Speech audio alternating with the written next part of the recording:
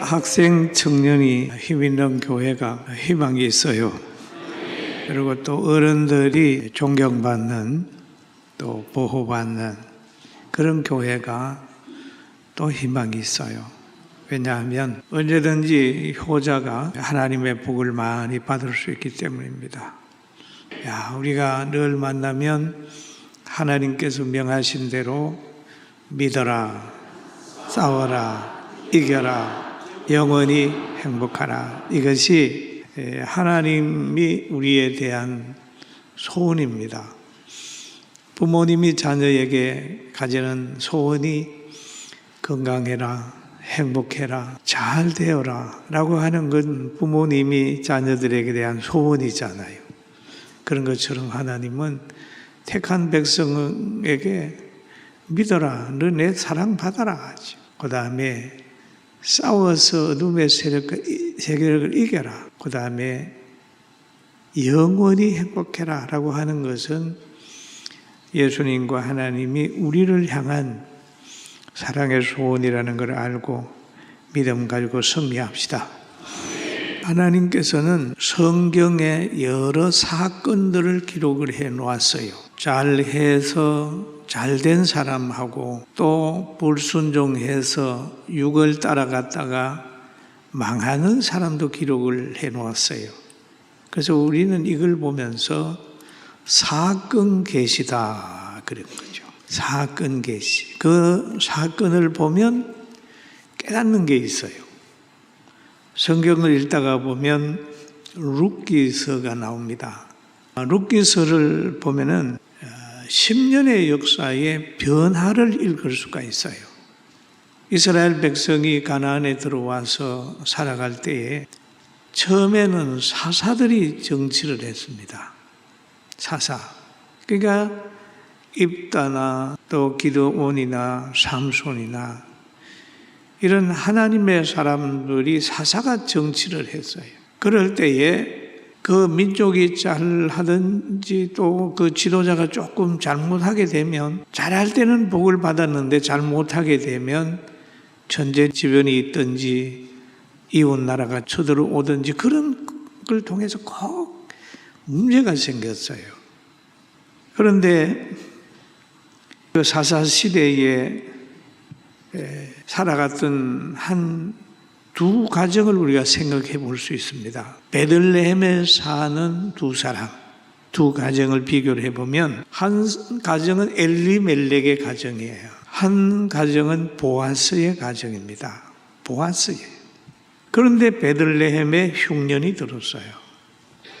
흉년이 들었어요. 그래 이 흉년을 이기지 못하고 엘리멜렉은 아내 나오미를 데리고 또 말론과 기론의 자녀를 데리고 모압 땅으로 갔습니다.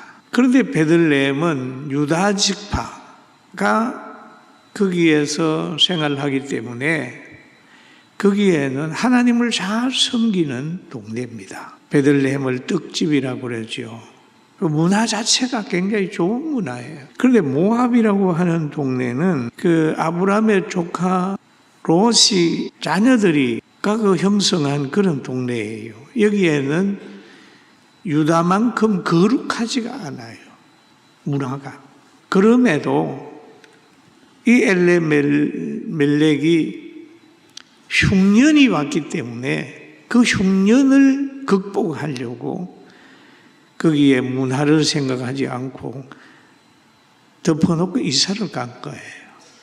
이사 가게 되니까 사람은 항상 문화의 지배를 받게 되어 있습니다. 여러분 우리가 가만히 보세요. 대한민국에 사는 사람하고 저 공산국가에 사는 사람하고 또 미국에 사는 사람하고 영국에 사는 사람하고 보면 생각이 많이 다르고 지식도 다른 것입니다. 사람을 보는 가치관부터도 달라요. 그런데 여기에 모압의 문화와 베들레헴의 문화는 많이 달랐습니다. 그런데 10년이 지났어요. 10년 지난 다음에 이제 그 자녀들 말론과 기론도 결혼을 해가지고 오르바와 결혼을 했습니다. 그런데 그만 10년 지나니까 남자가 다 죽어버렸어요. 그래서 나오미가 다시 베들레헴으로 돌아옵니다. 그럴 때 며느리 한 사람은 돌아가고 한 사람은 어머니의 하나님이 나의 하나님이고 어머니 계신 곳에 나도 있고 어머니 죽는 그곳에 나도 거기에서 거하겠습니다 하고 따라온 며느리가 룻이에요. 그런데 그 흉년을 그 베들레헴에서 잘 버틴 보아스가 있어요. 그래서 나오미를 따라온 그 며느리가 보아스를 만나가지고 거기에 결혼을 하게 돼요. 그래서 아기를 낳았습니다. 보면은 한 사람은 10년 만에 나가가지고 다 그 가문은 완전히 망해버려요.